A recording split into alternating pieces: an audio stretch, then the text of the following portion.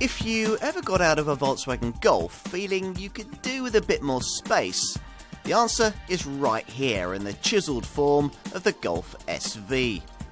Here the Wolfsburg brand has at last brought us a proper, purpose-built, family-sized 5-seat MPV that offers properly purposeful advantages to justify its premium over the standard hatchback model. It's Volkswagen's idea of what a Scenic or a C-Max should really be, and if you're buying in this segment and can afford something a little nicer, you could find it hard to resist.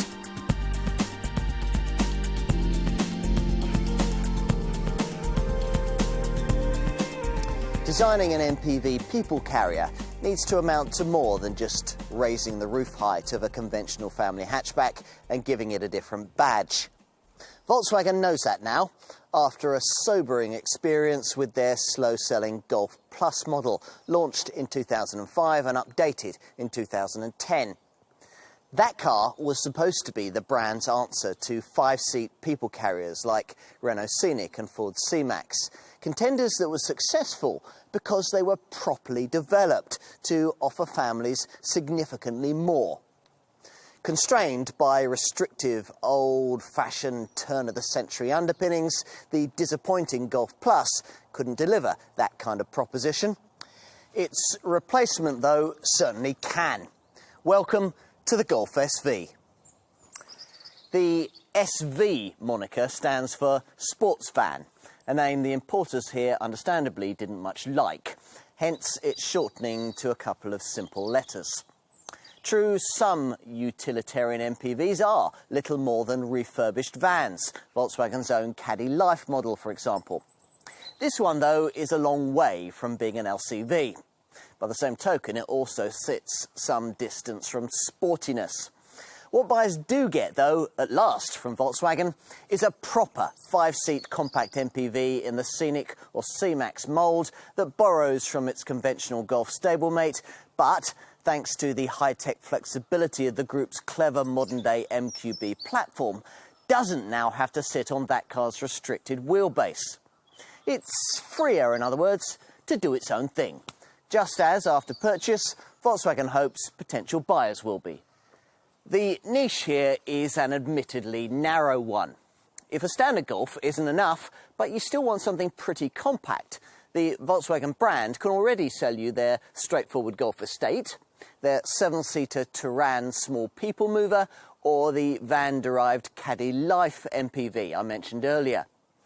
None of these cars, though, have the dynamic style, flair and driveway cred necessary for widespread acceptance in the Scenic and C-Max class. In contrast, from its launch here in the summer of 2014, the Golf SV has always claimed to offer exactly that.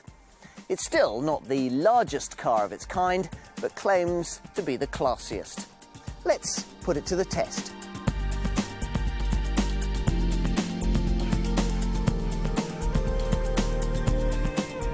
Surely this car can't handle exactly like the Golf hatch it's based upon? After all, it's got about 80mm more length and width, 120mm more height, and it's about 120 kilograms heavier. You'd have to notice all of that around the corners, wouldn't you? Really, though, you don't.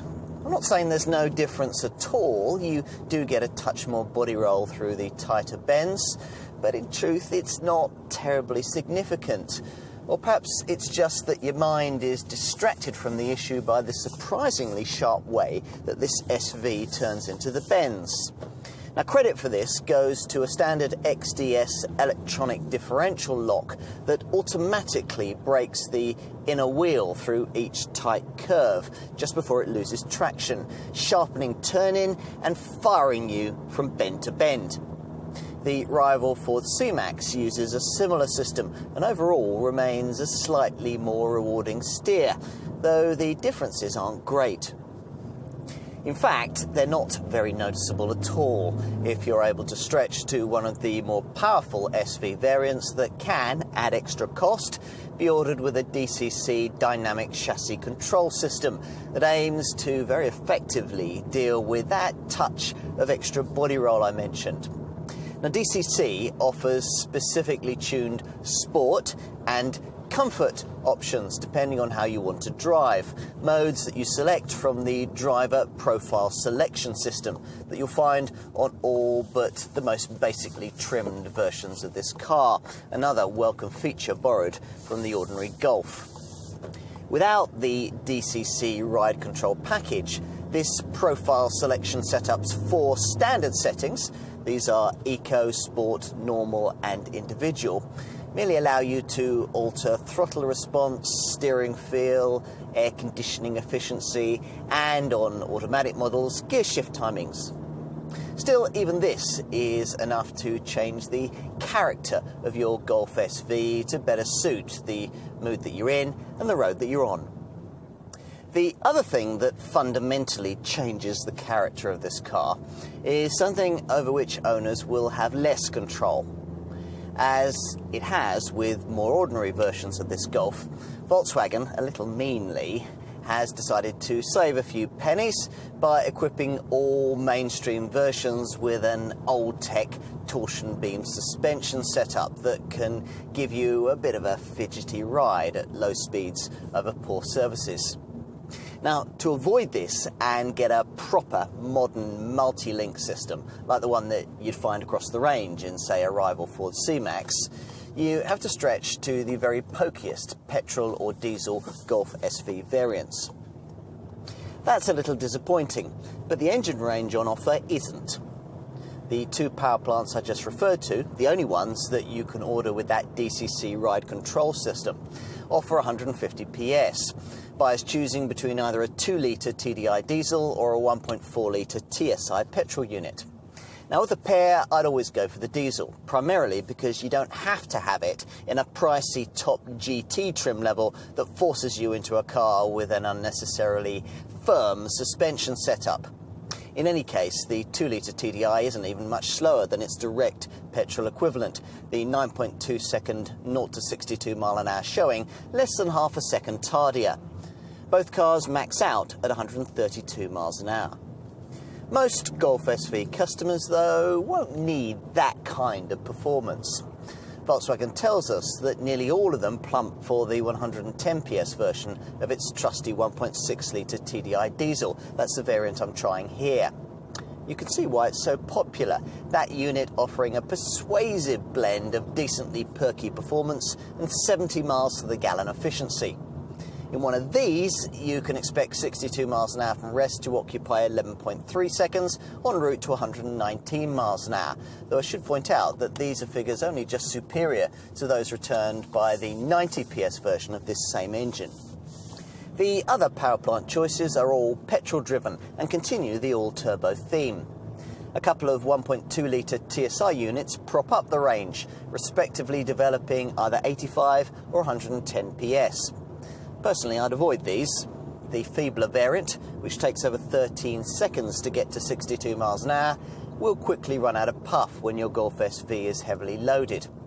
The pokier one cuts that time by over 2.5 seconds, but there's not much point in buying it, because for only a little more, you could get yourself a bigger capacity 1.4-litre 125 PS TSI petrol engine that's a more satisfying choice all round. Here, the 62 mile an hour Sprint takes 9.9 seconds on the way to 124 miles an hour.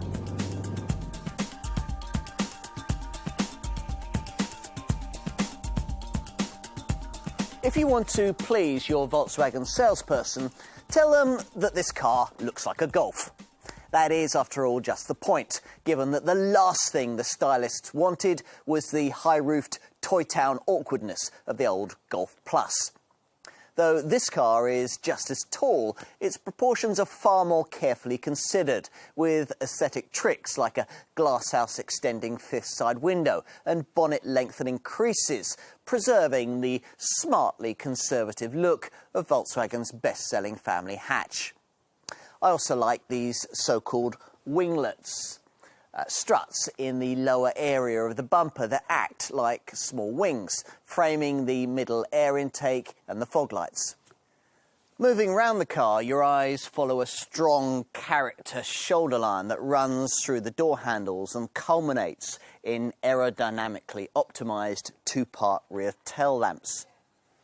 If you owned an old Golf Plus, you'll note that the screen these sit below is much, much wider and is capped off by a neat, sleek roof spoiler. So far, so good.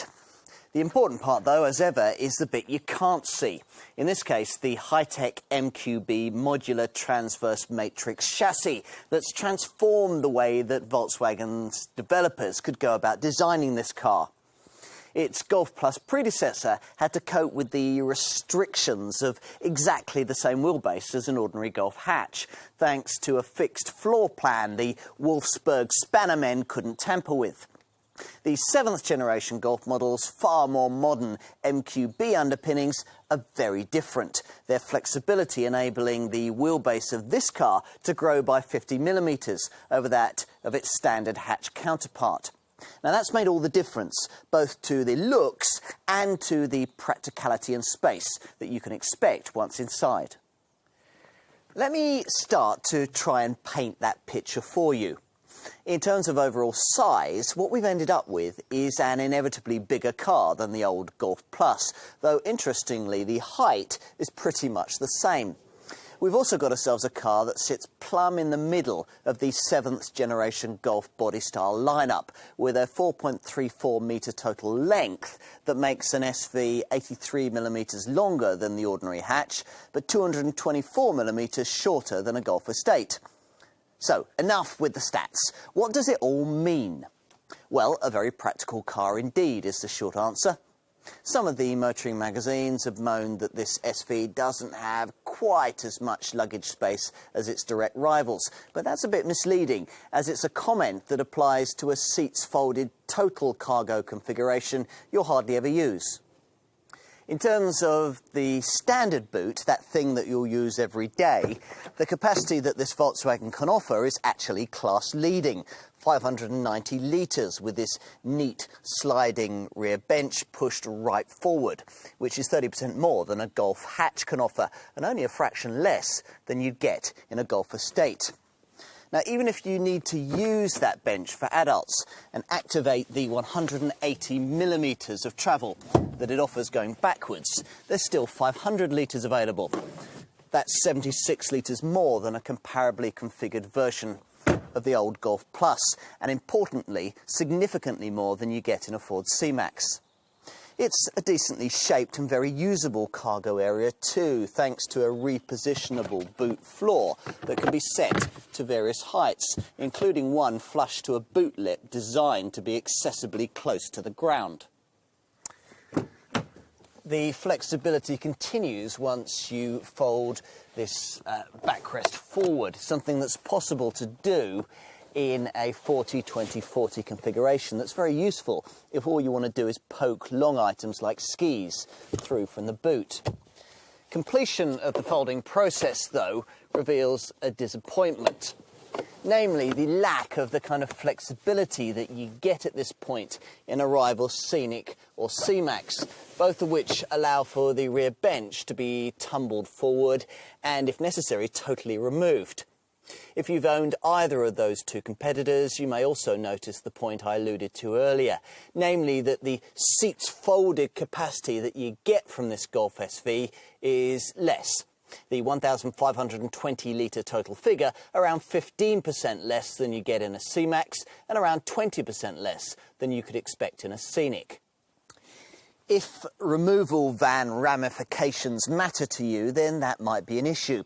But I'm guessing that for most potential family owners, it won't be. After all, how many Scenic or C-Max owners have ever taken out their rear seats or completely used all of the capacity their cars could offer? Very few, I'm guessing. No, what's important here is that the luggage area is now quite sufficient for class competitiveness, the 1,795mm total length being 35mm more than the old Golf Plus could offer. It's also beautifully trimmed, these neat flaps that smooth over the not quite flat floor area being a nice touch. Now, if you're occasionally likely to need to maximise carriage capacity, then make sure that you order your SV with the optional fold forward front passenger seat. That'll significantly increase your potential loading length to over 2.5 metres. So yes, that kayak, that bicycle or that surfboard will certainly fit. On to the driving experience you get from a seat up front. Enter in through these wide opening doors and there's a low enough hip point to make getting comfortable easier for older owners.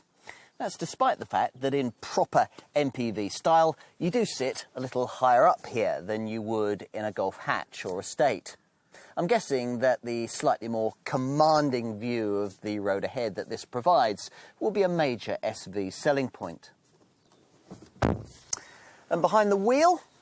Well, this isn't, apparently, the same dashboard that you get in an ordinary Golf hatchback.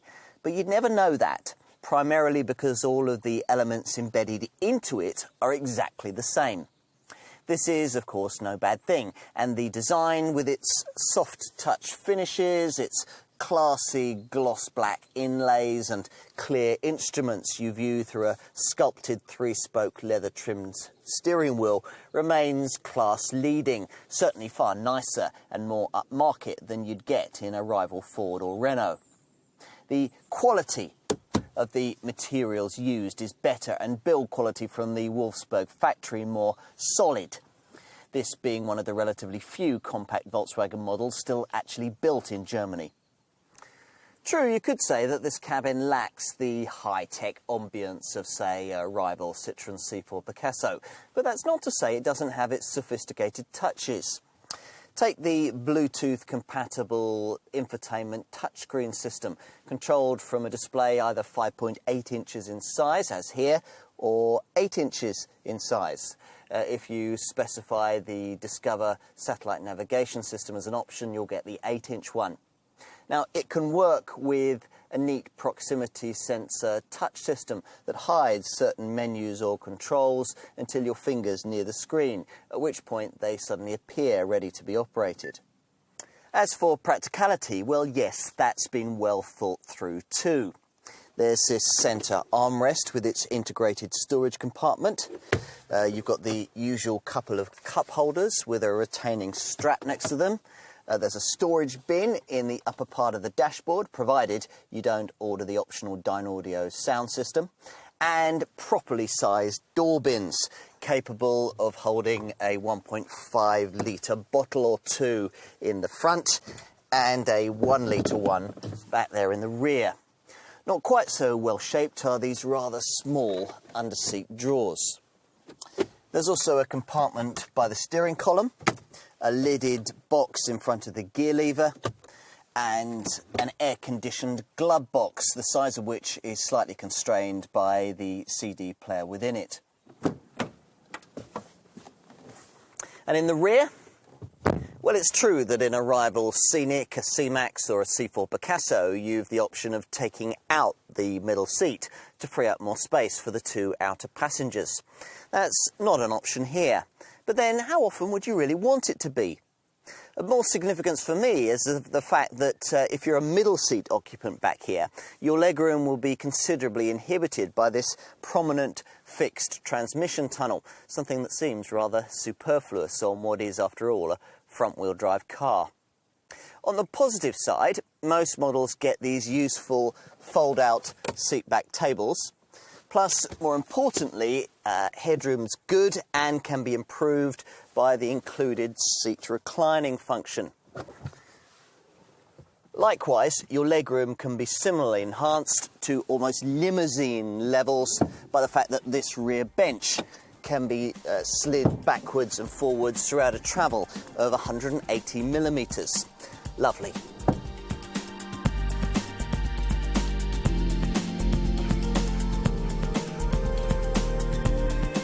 If you find the £2,000 premium Volkswagen charges for this SV model over its conventional Golf hatchback a little sobering, then you might find it more comfortable to note that one of these will only set you back a few £100s more than a far less flexible Golf Estate. Whatever your perspective, though, you won't be expecting this to be amongst the cheapest choices in its segment, nor is it. Overall, potential SV buyers will be looking at a pricing span that sits in the £19,000 to £27,000 bracket. In other words, they're going to need to be people fully bought into this car's promises of extra space and flexibility. If you are, then the other choices you'll have to make are fairly straightforward. Now, you'll probably want a diesel. 80% of buyers do. And if so, I'm expecting that you'll no doubt rightly think the entry-level 90 PS 1.6-litre TDI unit too feeble and the flagship 150 PS 2-litre TDI model too expensive. If so, that leaves you only with this 110 PS 1.6-litre TDI variant that almost everyone seems to want, a car that requires a budget of around £22,000, or a little more than that if you want to get it in frugally minded Blue Motion form. Now, if you are prepared to go against the grain and plump for petrol power, the 125 PS version of the 1.4-litre TSI unit is a very good choice. It'll save you around £1,000 over this volume diesel variant, and is hardly any more expensive than the only 1.2-litre TSI model with enough puff to be worth considering, that with 110 PS. Whatever your choice, from all the engines that I've just mentioned, there's the option of Dsg Auto Transmission for a premium of around £1,400. So, how does this model's pricing stack up as a value proposition in the family hatch-based 5-seat MPV segment? Well, as ever, it depends upon your point of reference.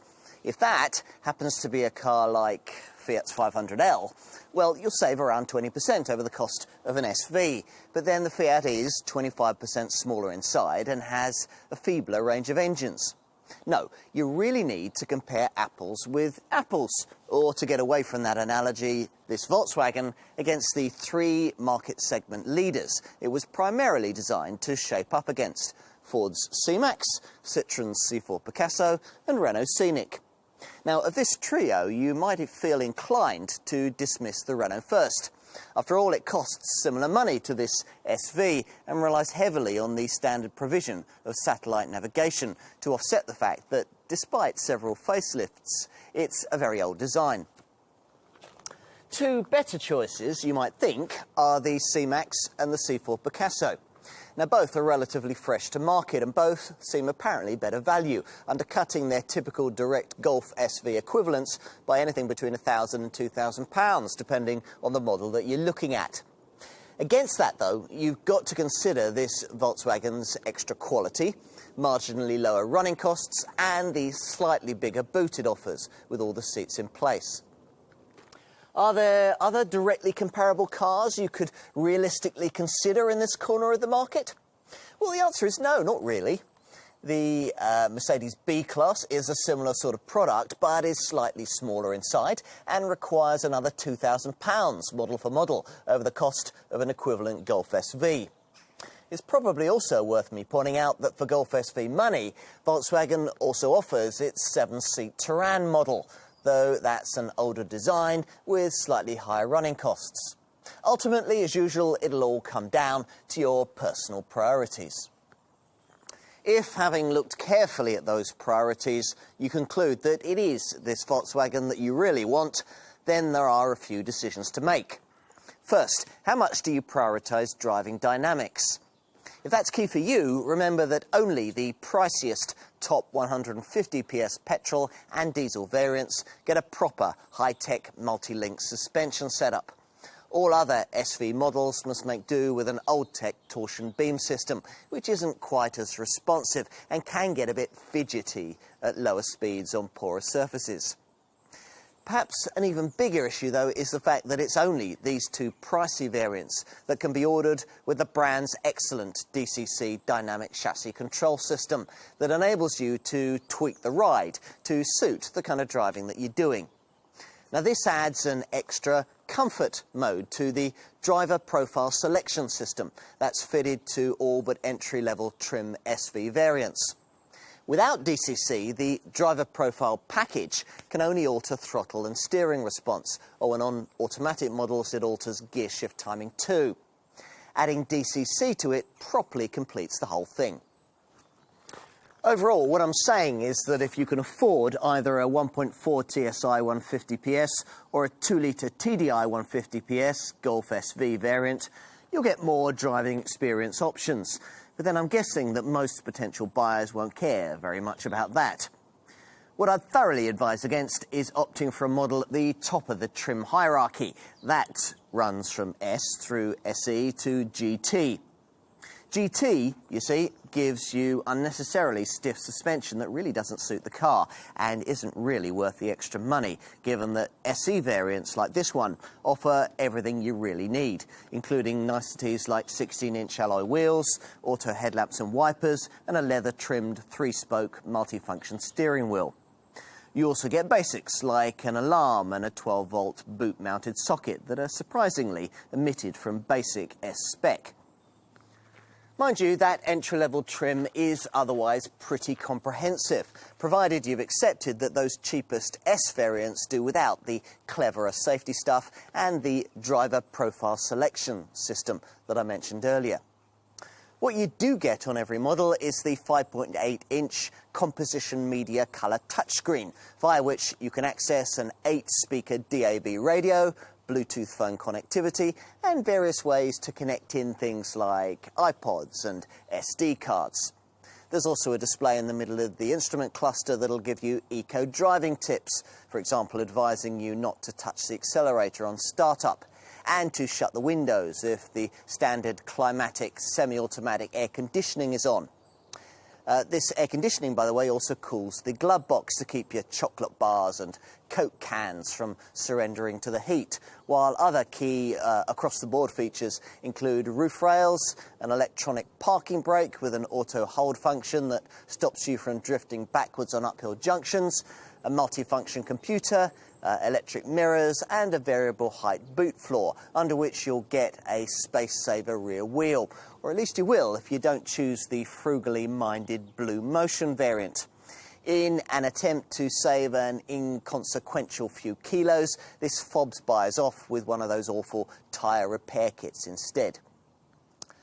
Options on most models include things like a panoramic tilting sliding sunroof, there's keyless entry and start, a park assist system that'll automatically steer you into tight spaces, xenon headlamps, a lovely ergo-active driver's seat that lightly massages you as you drive, and a thumping 10-speaker 400-watt Dynaudio sound pack. I'd also want the fold-forward front passenger seat, and I'd be tempted by the Discover satellite navigation system that I've been trying here, which works off a larger 8-inch colour infotainment touchscreen and can be upgraded to DVD 64GB hard drive status.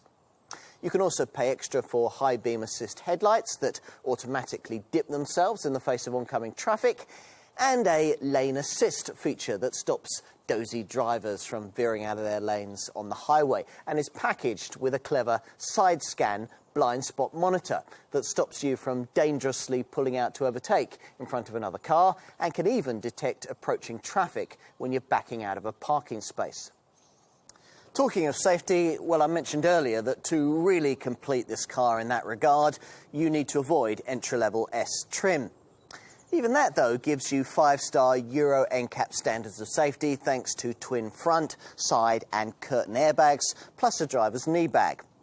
You also get ISOFIX child seat fastenings, anti-whiplash head restraints, the usual electronic driver aids for braking, traction and stability control, plus an award-winning automatic post-collision braking system that brakes the vehicle after any impact to substantially reduce the chance of you hitting anything else. Most potential customers, though, will probably think it worth the extra cash to trade up to the plusher variants that include a lot more. 5 main systems, in fact.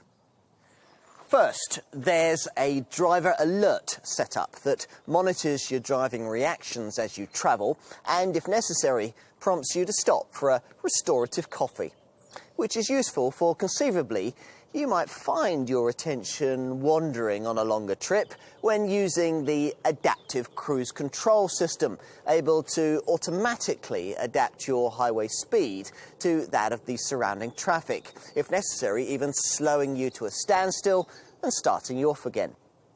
Now, the setup also incorporates what Volkswagen calls front assist, which during faster progress is able to warn the driver of an impending collision. City emergency braking does much the same sort of thing in urban driving at lower speeds of under 18 miles an hour.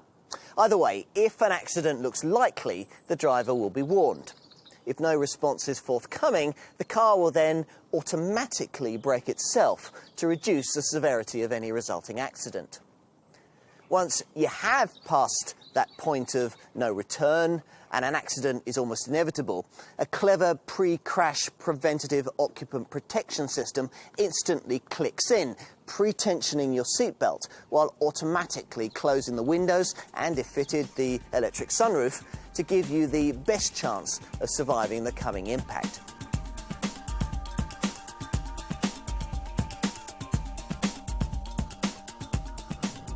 First, let's get the blue motion issue out of the way.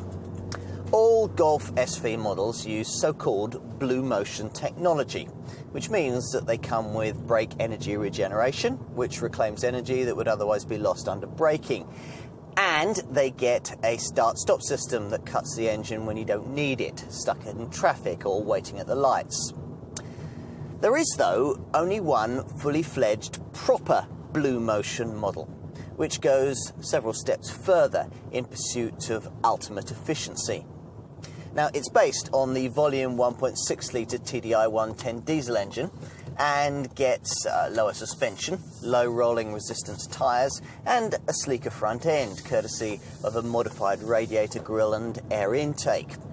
All this is complemented by a whole range of engineering improvements aimed at making the mechanicals more efficient by reducing internal friction, implementing on-demand use, and shortening things like the warm-up phase.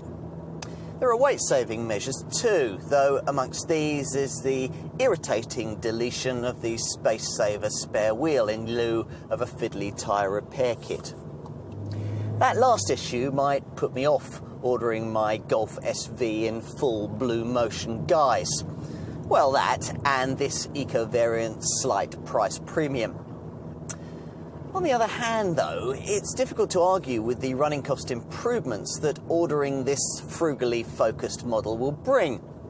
Choose it and your combined cycle fuel figure will improve from the already quite impressive 72.4 miles to the gallon that you get in the standard 90 and 110 PS 1.6-litre diesel variants to as much as 78.5 miles to the gallon. And your CO2 reading will improve from 101 grams per kilometre to a tax-busting 95 grams per kilometre. If you want the 2-litre TDI 150 Golf SV with its more sophisticated suspension, there is, as you'd expect, a running cost penalty to pay, but it's not too onerous. This model returns 64.2 miles to the gallon and 110 grams per kilometre of CO2. On to Petrol Power, consideration of which brings home the truism that in a big car, a small engine won't necessarily prove to be any more economical. So it is here with the feeble 1.2-litre TSI petrol models not noticeably any cheaper to run than their much more satisfying 1.4-litre TSI petrol stablemates. All manage just over 50 miles to the gallon on the combined cycle in a span that runs from the 50.4 miles to the gallon that you get in the 1.4 TSI 150 to the 56.5 miles to the gallon reading managed by a 1.2-litre TSI 85 PS variant with almost half the power. There's a bit more difference between these two engines when it comes to CO2 readings. The 1.2s deliver either 115 or 117 grams per kilometre, depending on your choice between 85 or 110 PS versions, while the 1.4s manage 125 or 130 grams per kilometre, depending on whether you want 125 or 150 PS. I'll also say a word about the Dsg Auto Gearbox here too, namely that it's very frugal. A 6-speeder on the 2-litre TDI, but with 7 speeds when fitted across the rest of the range. Now, one of the reasons why it's so efficient is that a clever coasting feature is included, which at motorway cruising speeds disengages the gear to allow the engine to idle. As a result, fuel and CO2 figures for petrol Dsg automatic Golf SV models are actually slightly better than their manual equivalents. The Dsg automatic still comes with a slight penalty though if you opt for one of the diesels. Of course, all the clever software in the world won't help your running costs very much if, as a driver, you don't also do your part. Helping in this regard are features like the gear shift indicator provided on the dash and the suggestions offered up by the eco driving function that's included within the trip computer menus between the main dials on the dash. If your car is fitted with the driver profile selection system, you'll also want to remember to keep that in its most efficient eco mode on a regular basis. What else? Residual values? Well, these should be significantly higher than you could expect from direct rivals like Renault's Scenic, Citroen's C4 Picasso and Ford's C-Max, which should offset a good part of the upfront price premium that your local Volkswagen dealer will require for Golf SV ownership. There's a choice of fixed or flexible servicing plans depending on whether your car will be covering less than 10,000 miles a year. And insurance groupings are relatively affordable. Starting with Petrol Power, you're talking Group 9E for the 1.2 TSI 85 PS and Group 14E for the 110 PS version of this engine. The 1.4 litre TSI variants, meanwhile, range between Group 14E to 18E.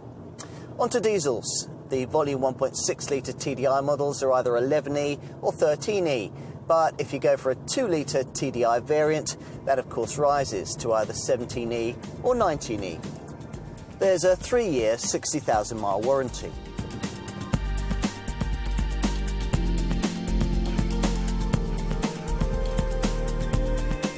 I don't know about you, but I'd need a very good reason to buy a compact MPV with fewer than 7 seats. Here's a very good reason. The class, style and quality on offer here are certainly very tempting compensations for the absence of those extra chairs. And if you have decided you can do without the additional pews, an SV certainly stacks up very well against the other potential 5-seat solutions on offer for families seeking more flexibility than an ordinary Golf or Focus family hatch could offer. Do you really want the mundanity of an estate or a converted van? The rather self-conscious funkiness of a Qashqai-style crossover? Or the maternity unit practicality of, say, a Scenic or a C-Max? Here's a slightly different way to go. A proper Golf that at last is also the kind of proper people carrier its Golf Plus predecessor never was. True, other 5-seater MPVs can offer you slightly more space and seat-fumbling flexibility, but the incremental benefits they deliver aren't really very significant. Mind you, the small price premium you have to pay for Golf SV ownership, maybe. But then you'd expect that from a better quality product. Overall, this is a car that adds a dash of desirability to the business of owning what is, at the end of the day, nothing more than a practical family tool. It's about time that Volkswagen showed us what it's really capable of in this segment. The result is a car you could be proud of.